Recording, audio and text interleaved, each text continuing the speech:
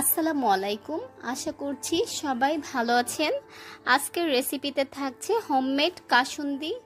আম, পেয়ারা বা আনারস ভর্তাতে কাসুন্দি ব্যবহার করা যায়। আমি এখানে কিছুটা লাল সরিষা আর কিছুটা হলুদ সরিষা নিয়েছি।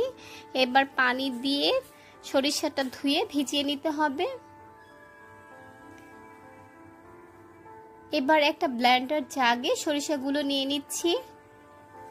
একটা কাঁচা আম নিয়ে নিলাম, এবার এটা কেটে ধুয়ে নিয়েছি।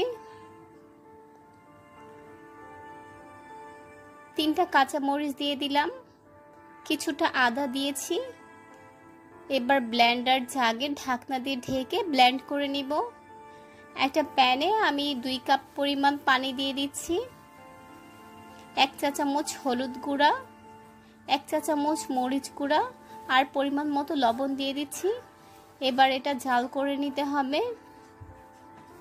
যখন পানিতে বলক আসবে তখন সরিষাগুলো দিয়ে দিব।